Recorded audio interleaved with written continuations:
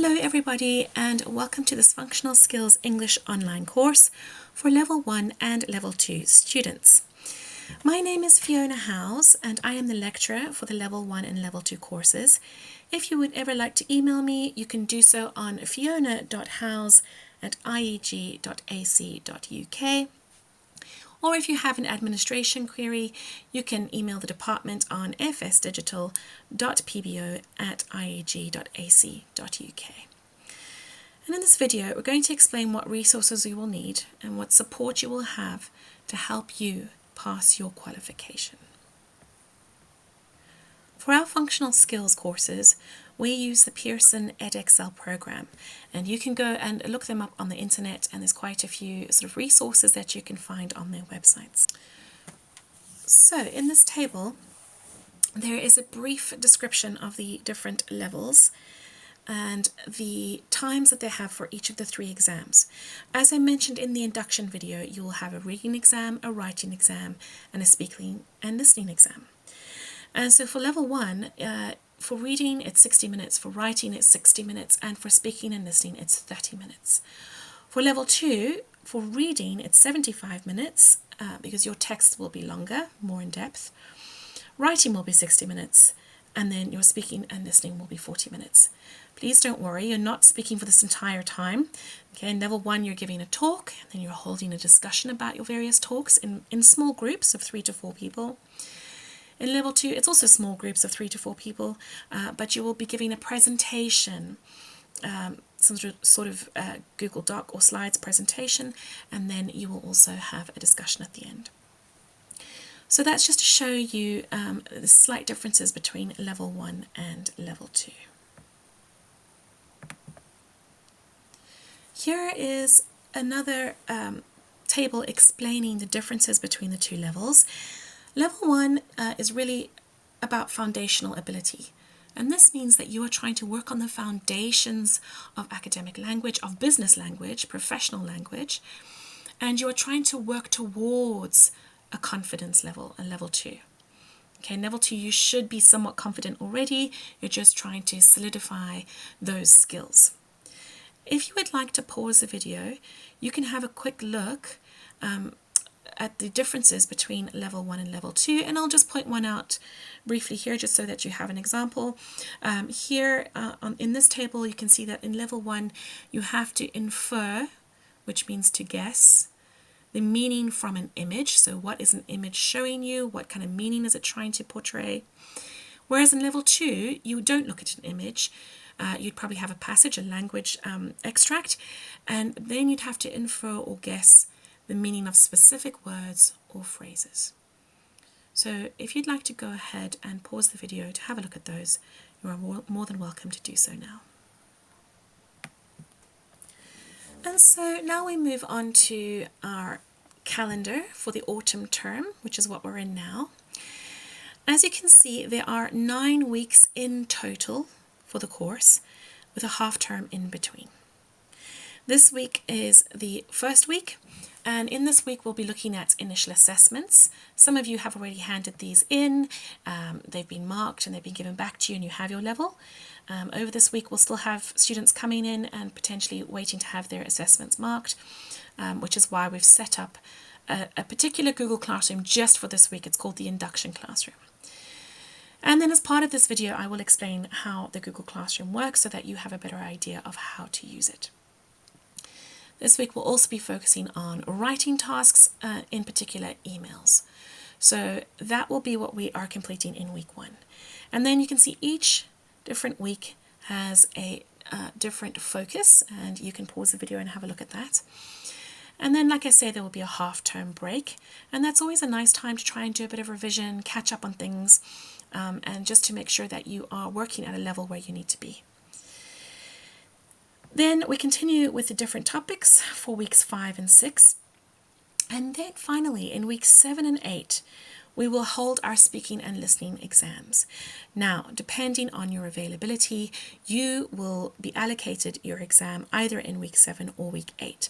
And that is something that you'll be able to book online with us. Usually this will be done by at least week 4 so that we know exactly when you're sitting your exams.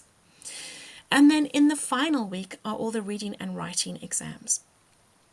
And like I said in the induction video, for these exams you have to come into the college, and you will be allocated a certain time. Once your exam dates are given to you, they cannot be changed. So please make sure that you make yourself available on those dates, notify work, notify family, so that you'll be able to make it on those days. Okay, so this calendar will be posted in your Google Classrooms, but it's just a nice overview for you to see how these will work.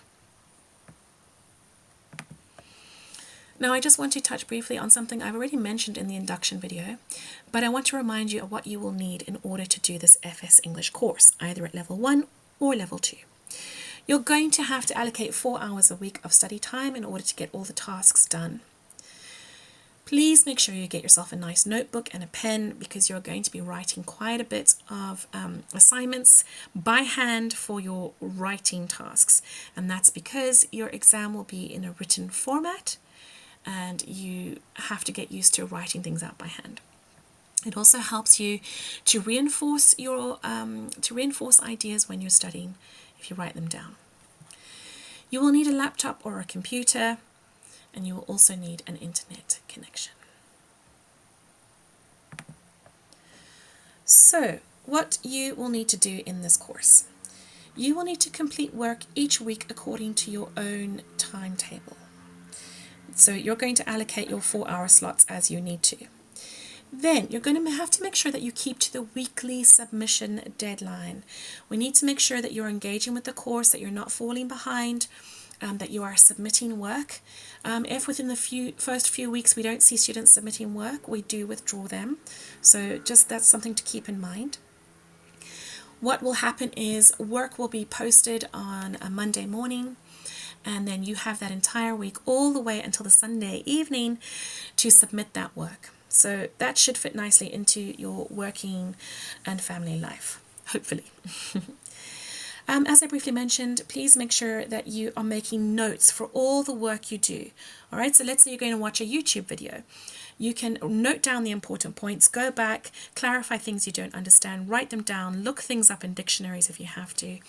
And this means that you can refer back to these notes for study purposes. Writing things down reinforces it in your mind, so I'd highly recommend that you do this. Okay. Another thing you'll have to do is to regularly monitor your emails for notifications. This is the way that we communicate with you. Even once we've set you up on Google Classrooms and we post notices on there, it should come through to your email address. So make sure you keep an eye open for those. You will also be allocated a feedback folder for your marked work, and you'll be provided with suggestions for improvement, and that is something that you're going to have to access on the Google Drive, and we'll look at that very briefly as well. You can also book online one-to-one sessions with me if you have any queries. At the beginning of the course, there's a lot of students who enroll, and over time a few students do drop out. So it's quite hard to get in a one-on-one session straight away. But that's why I'm sort of advising you. Once the Calendly bookings become available, and you'll see that on your Google Classroom, I need you to go in there and try and book a one-to-one session with me if you feel it will help you at the very beginning of the course, or as the course progresses if you have any queries. As I mentioned, you'll have to come into the college twice to complete your exams. Make sure you have those dates booked out, especially at work. And then those will obviously be the speaking and listening exams and the reading and writing exams. Okay. So the main resources we will be using for this course are the Google Classroom, and I'm going to try and take you through how that works. The Google Sites, and you'll see links from the Google Classroom to particular points in the site so that you can get information you need. Google Drive, I mentioned that your feedback folders will be on there, and you will be able to access all of these things once you have a Gmail account. So for the first week, we might use your personal email account to contact you, but we expect over that week for you to start setting up your Gmail accounts, and once you have your student Gmail account, you'll be able to access all of these things. And then finally, this is just a quick reminder that you cannot do the work that is assigned on a mobile phone. All right, so please don't bother doing that. In fact, the only time you might need a mobile phone is when you are taking pictures of your written work. And speaking of which, here is a nice example of a photograph of some work. Now, I mentioned this in the induction video, but I'm just going to go over it one more time to remind you all that you need to make sure the work you send in is clear. Otherwise, we won't be able to mark it. So the page needs to be straight, the writing must be clear, it must be a good fit, so no edges cut off, it must be well lit, and it must be portrait. So no landscape, just portrait. Also, I just want to add a brief thank you to all of you who have handed in your written assignments, or assessments, should I say, and you've bothered to try and apply these rules. It has made the world of difference, so thank you very much. Please continue to make sure you're strict with yourself about taking a clear photo of your work. So now I'd like to give you a demonstration of Google Classroom. This will be the main place where your work is kept and where tasks are set. So I'm going to try to come out of the presentation, and I'm going to come into the Google Classroom. All right, and this is essentially what it looks like when you come into a Google Classroom. Once you have your Gmail set up, your student account, you'll see that here in the corner is what's called Google Apps. And if you click on those, there's a few options that come up. Obviously your student account, your Google Drive, and then the classroom. And when you click on the classroom, excuse me, sorry, you'll see that any Google Classrooms you are linked to will pop up. The first one we're going to put you into is called the Induction Classroom. So you'll have something along here, a little tab that says accept invitation. And you just have to click on that, and then it will take you into that Google Classroom. Okay. Now this first tab here, there are actually 4 tabs at the top: Stream, Classwork, People, and Marks. The 2 that you are going to be focusing on mainly is the Stream and Classwork. Now in the Stream is usually where your lecturers will make an announcement of some kind. And each week I will be posting a video here explaining what it is you have to do for that particular week. I'll also go over any issues that I've noticed when marking people's work and give an overview of how to improve on some of those issues. Okay, so that is the Stream. It was really just for me to make announcements to you. And then when you come into the Classwork tab, this is the main one that you are going to be working with. Now at the top of the Classwork tab, you'll see there's a welcome to the course, and depending what level you're on, you will be presented with some tasks to complete there, and that's where this video is also going to be located. There will be some guidance videos or documents on how to do things, so how to use Google Docs, how to upload your work, how to book that one-to-one meeting with us. And then if you've done the initial assessments, that's great. You don't have to worry about doing any of this on the Induction Classroom. But as you come down, you will see there are different tasks and assignments. And whichever level you are on, you will get allocated specific tasks to do, and you must complete them by the Sunday of this week. So when you click onto a task, so for example, I'll go into this level 1 task, you'll see that there are some instructions, right? It says click on the link below to access the Getting Started page on the level 1 website. So this will take you into the website, and there's a few things that you're going to have to read in there. And then finally, you're going to take a quiz, which is going to test whether you've read those things properly. And hopefully you will have done that. So that is the level 1 Getting Started task. Then you'll see there's a task 2, the writing activity, and this is where you're going to watch a video which explains how emails work. You're going to then go on and practice writing an email that you're going to hand in for your writing task. Remember, this has to be done by hand. And then you're going to upload it and hopefully to the classroom, and there will be instructions on how to do that. And those instructions are here in this PDF document. Like I say, there's also videos up above in the how to section. Okay, so if you feel a bit lost, you can go there. Then there is the final task. Let's have a look. It's task 3, where it's another quiz, and once again you go to the website to find out particular information in order to complete that quiz. Okay, so there's quite a bit of reading to do for the task 1 and task 3 related to the websites, and then there's a writing activity. You have to write up an email. So that is how the different levels work on the Google Classroom.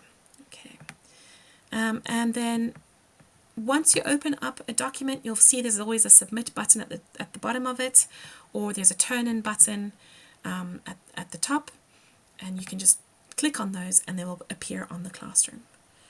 All right, so everything can be found here in the classwork tab. All right, let's go back to our main slides. All right, so the Google Classroom. Remember, you're using the stream and you're using the classwork tab, mostly the classwork tab.